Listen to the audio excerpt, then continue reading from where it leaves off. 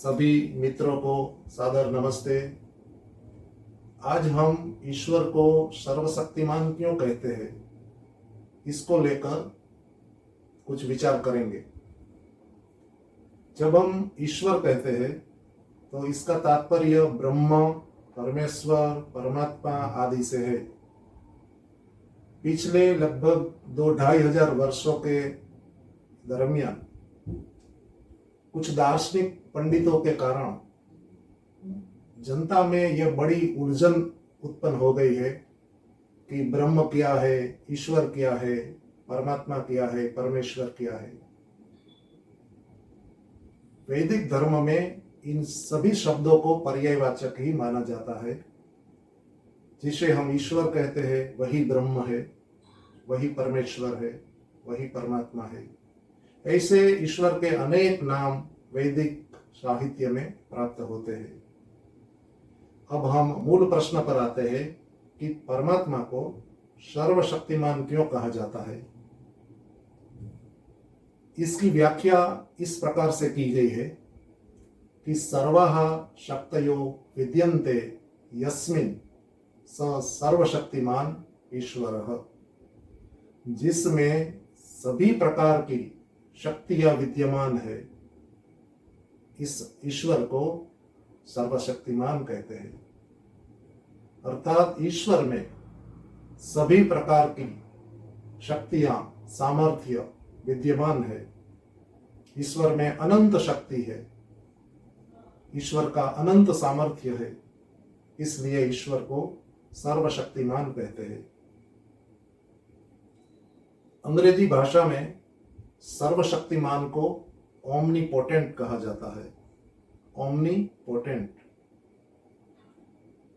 इस शब्द में जो ओमनी प्रारंभ में आता है, यह लैटिन भाषा का शब्द है और यह संपूर्णता का प्रकाश करता है।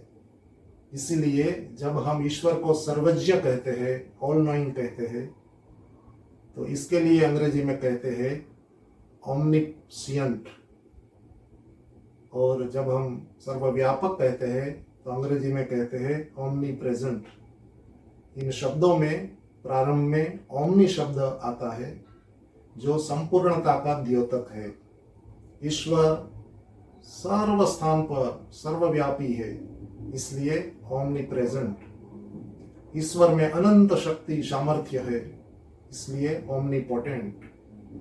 और ईश्वर में अनंत ज्ञान है, इसलिए ओमनिशिएंट। इस तरह से ईश्वर को अंग्रेजी में बताया जाता है। सर्वशक्तिमान होने का अर्थ यह है कि परमात्मा अपने कार्यों को करने के लिए अन्य किसी की सहायता की इच्छा बिल्कुल नहीं करता है।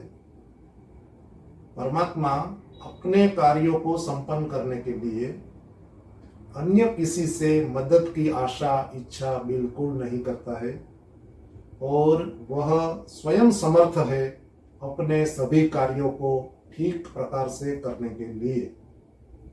इसीलिए उसे सर्वशक्तिमान कहा जाता है। कुछ लोग ऐसा समझते हैं कि ईश्वर सर्वोपरि सत्ता है, इसलिए उसके ऊपर तो कोई है नहीं। जब उसके ऊपर कोई है नहीं और वही सर्वोच्च सत्ता है, तो वह कुछ भी कर सकता होगा। अर्थात सर्वशक्तिमान होने का अर्थ ऐसा लेते हैं कि ईश्वर चाहे वह कर सकता है, या तो ईश्वर कुछ भी कर सकता है। परंतु ईश्वर के संबंध में ऐसा सोचना उचित नहीं है। ईश्वर सर्वज्ञ है, सब कुछ जानता है। ईश्वर न्यायकारी है, ईश्वर दयालु है, ईश्वर सर्वव्यापक है। ईश्वर अपने इन स्वाभाविक गुणों के विरुद्ध कभी कुछ भी नहीं करता है। ईश्वर के ये सारे गुण जो वेदों में और वैदिक ग्रंथों में वर्णित है,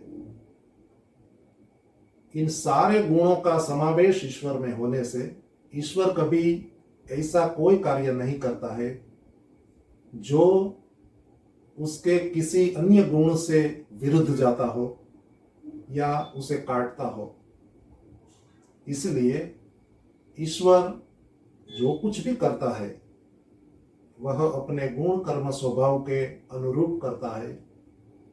जैसे कि ईश्वर न्यायकारी है, इसलिए ईश्वर कभी ऐसा कोई काम नहीं करता है जो न्याय के सिद्धांत से विरुद्ध हो। ईश्वर सभी को सत्य ज्ञान देता है, सभी को सच्चे मार्ग पर चलने की प्रेरणा करता है। वह कभी भी किसी को गुमराह नहीं करता है। इसलिए जब सर्वशक्तिमान की हम बात करते हैं तो यह स्पष्ट होना बहुत आवश्यक है कि ईश्वर अपने कार्यों को करने के लिए आत्मनिर्भर है। उसमें पूरा सामर्थ्य है कि वह अपना सारे कर्मों को ठीक ढंग से कर सकता है। ईश्वर के अनेक कार्य है। वेदों में ईश्वर के लिए एक बहुत ही सुंदर शब्द आया है, शतक क्रतो। शतक क्रतु, शत कहते हैं 100 को, लेकिन महर्षि यास्क ने निघंटु में लिखा है कि यहाँ शत जो शब्द आता है वह अनेक, बहुत के अर्थ में भी आता है। शतक क्रतो का अर्थ होता है सैकड़ों प्रकार के असंख्य कर्मों को करने वाला परमात्मा। परमात्मा के असंख्य कर्म है। इसलिए जब परमात्मा अपने कर्मों को करता है तो उसमें अपना ही सामर्थ्य विद्यमान है, जिससे उसे किसी अन्य की सहायता की आवश्यकता नहीं पड़ती है। जैसे कि ईश्वर इस जगत को रचता है, इस सृष्टि को उत्पन्न करता है। इसे उत्पन्न करने के लिए ईश्वर को किसी अन्य की मदद की आवश्यकता नहीं होती है। चाहे सूर्य को उत्पन्न करना हो, चंद्र को उत्पन्न करना हो, अन्य ग्रहों को, आकाश गंगाओं को उत्पन्न करना हो, ईश्वर अपने ही सामर्थ्य से ये कार्य कर लेता है। ऐसे ही ईश्वर अपने द्वारा निर्मित इस जगत को चलाता है, पालना करता है। इस कार्य में भी वह स्वयं समर्थ होने से किसी की मदद नहीं लेता है। ईश्वर समय आने पर इस सृष्टि का विधिवत प्रलय करता है। प्रलय का कार्य भी वह स्वयं अपने सामर्थ्य से ही करता है। ऐसे ही ईश्वर सभी जीवों को उनके कर्मों के अनुसार न्यायपूर्वक फल देता है। अच्छे कर्मों का अच्छा फल और बुरे कर्मों का बुरा फल, सुख और दुख रूप फल देना, यह ईश्वर का कार्य है। इस कार्य में भी ईश्वर किसी की भी सहायता नहीं लेता है। कभी कभी हम सुनते हैं कि लोग ऐसा मानते हैं कि किसको स्वर्ग में ले जाना है और किसको नरक में। इसका निर्णय करते समय ईश्वर किसी विशिष्ट व्यक्ति को पूछता है कि इसका क्या किया जाए। जब वह विशिष्ट व्यक्ति कहता है तद अनुसार ईश्वर उस जीव को स्वर्ग में भेजता है या नरक में भेजता है। परंतु वेदोक्त ईश्वर, जैसा ईश्वर वेदों में वर्णित है, उसमें ऐसा नहीं कहा गया है। ईश्वर किसी की सिफारिश या सलाह नहीं लेता है, क्योंकि वह सर्वज्ञ है, सर्वव्यापक है और सर्वशक्तिमान है। ईश्वर सृष्टि का निर्माण करके सृष्टि के आरंभ में अपने वेदों के ज्ञान का प्रकाश करता है, इसलिए कि उस ज्ञान से मानव जाति को मार्गदर्शन मिले और उसी के अनुसार जीवन को व्यतीत करते हुए सभी जीव सुख को और आनंद को प्राप्त हो और दुखों से बचकर रहे। ये मुख्य मुख्य 5 कार्य है जो ईश्वर करता है। सृष्टि को बनाता है, सृष्टि को धारण करता है, समय आने पर सृष्टि का प्रलय करता है, सभी जीवों को उनके कर्मों के अनुसार न्यायपूर्वक फल देता है और सृष्टि के आरंभ में वेदों का प्रकाश करता है।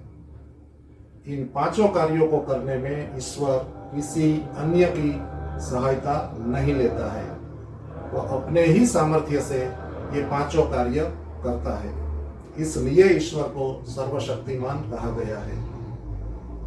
जो लोग ऐसा समझते हैं कि ईश्वर के ऊपर कोई न होने से और ईश्वर में अनंत शक्ति होने से ईश्वर कुछ भी कर सकता है, तो उनकी यह बात विचारणीय है और परीक्षण करने पर ऐसा सिद्ध होता है कि ऐसी मान्यता ठीक नहीं है।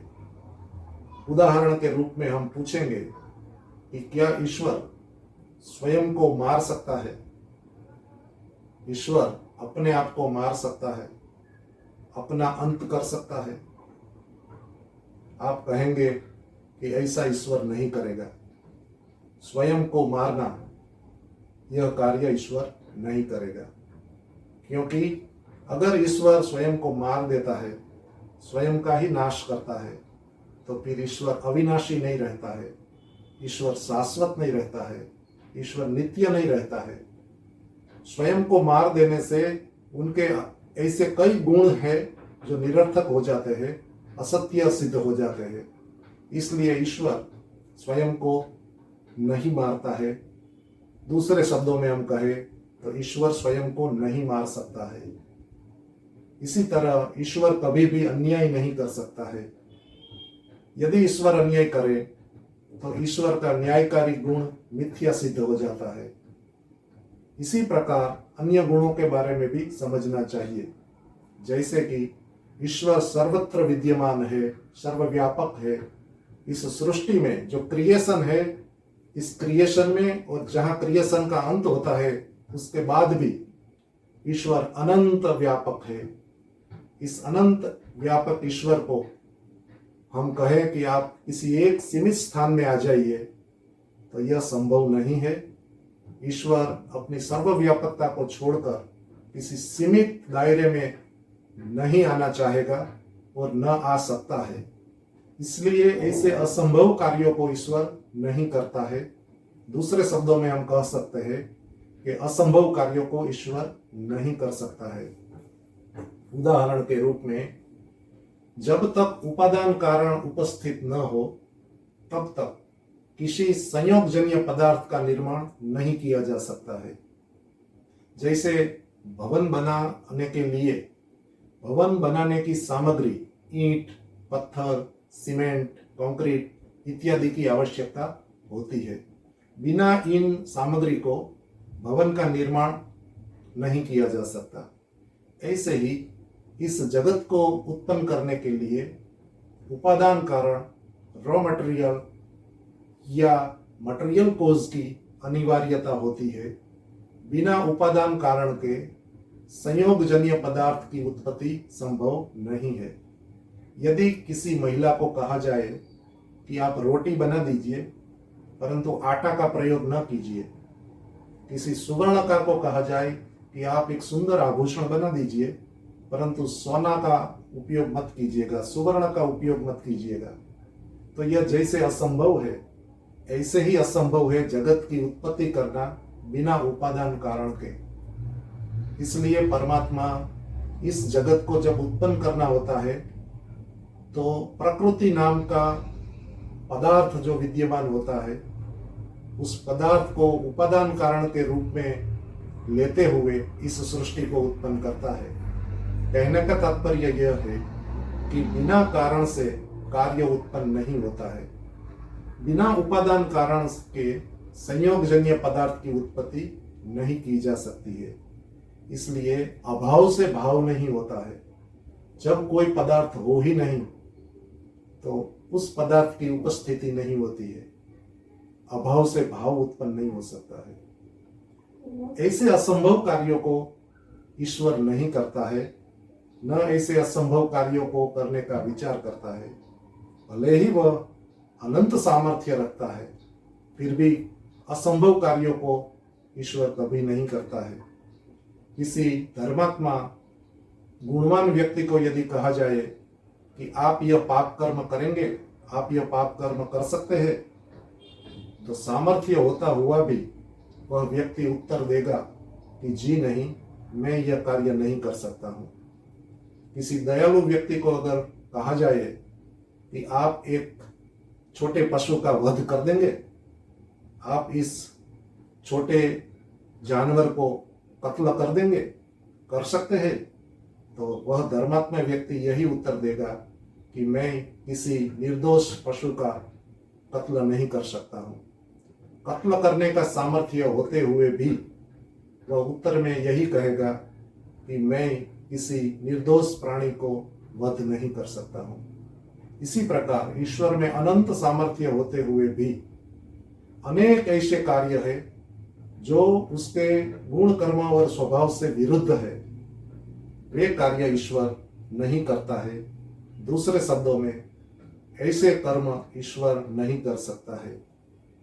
आशा है कि आज की इस विचारणा आपको ईश्वर का सर्वशक्तिमान गुण को समझने के लिए कुछ लाभदायी होंगी। बहुत बहुत धन्यवाद। नमस्ते।